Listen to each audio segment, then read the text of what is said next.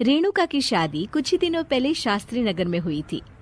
रेणुका बहुत ही आलसी लड़की थी। वो दिन भर बेड पर सोती रहती या फिर मैगजीन पढ़ती रहती और घर के काम भी धीरे धीरे ही करती। एक दिन उसकी सास उसके पास आती है। बहू, आज बेसन का चिला बना दे, बड़ा मन कर रहा है। हाँ मम्मी जी, बनाती हूँ थोड़ी देर में। थोड़ी देर में? अरे थोड़ी देर में तो रात के खाने का वक्त हो जाएगा बहू। अच्छा मम्मी जी, तो फिर आप रात का खाना ही खा लीजिएगा ना। हे भगवान, कैसी आलसी बहू मिली है मुझे, हर काम को बस टालती ही रहती है। रेणुका दिन भर बस आलस पना ही करती रहती। एक बार रात के खाने पर सब बैठे हैं तो रेणुका का पति कहता है, अरे ये क्या, आज फिर से करेला? रेणुका, हफ्ते में तीसरी बार ऐसा हुआ है कि करेला बन रहा है। कुछ भी बना लिया करो। अरे इतनी सारी सब्जी मिलती है मार्केट में। हाँ, पर अब कौन मार्केट जाए और सब्जी लेकर आए, इसलिए जो था घर पर वही बना दिया।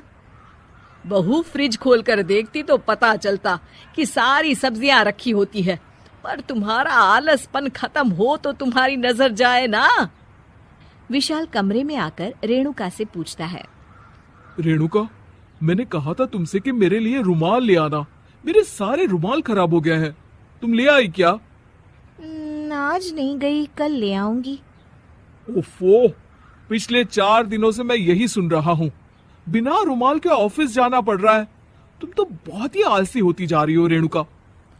आपको रुमाल की जरूरत है ना, तो खुद ही खरीद लीजिए ना। हाँ, अब वही करूंगा। तुम्हारे भरोसे बैठा रहा तो कुछ नहीं होगा। एक दिन दरवाजे पर बेल बज रही होती है और रेणुका सोफे पर बैठी होती है, पर आलस में दरवाजा खोलती ही नहीं। अरे बहू, कितनी देर से बेल बज रही है? क्या कानों में रुई डालकर बैठी हो जो सुनाई नहीं दे रही बेल? मम्मी जी, अब आप आ ही गई हैं तो आप ही खोल दीजिए ना दरवाजा। क्यों मुझे ताना मारकर और देर कर रही हैं? अरे वाह, उल्टा चोर को तवाल को डांटे।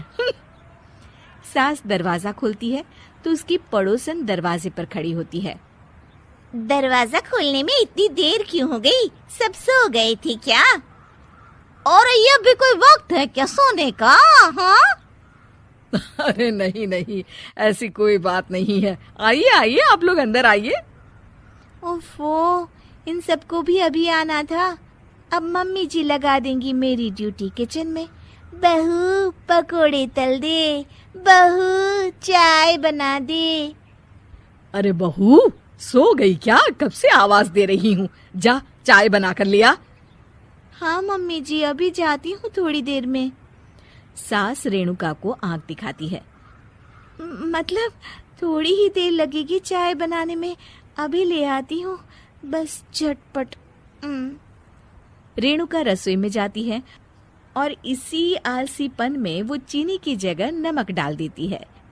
जैसे ही सब चाय का घूंट भरते हैं, चाय थूक देते हैं।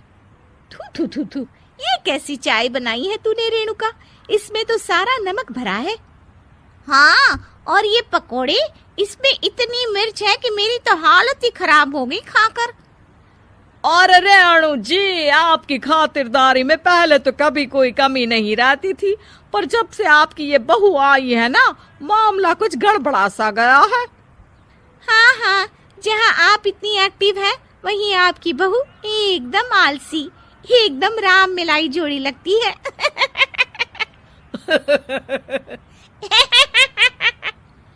अच्छा जी, चलते हैं अब। नमक वाली चाय पिलाने के लिए बहुत बहुत शुक्रिया। सब वहां से चले जाते हैं। अरे तूने तो मेरी नाक ही कटा दी बहू। वे लोग क्या सोच रहे होंगे मेरे बारे में? मम्मी जी, मैंने तो शक्कर ही डाली थी, पता नहीं नमक कैसे बन गई शक्कर। शक्कर नमक नहीं बना बहू रानी, तुम्हारा ये जो आलसपना है ना, ये उसी का नतीजा है। सॉरी मम्मी जी, अब मैं ये आलसपन छोड़कर सारे काम अच्छे से मन लगाकर करूंगी।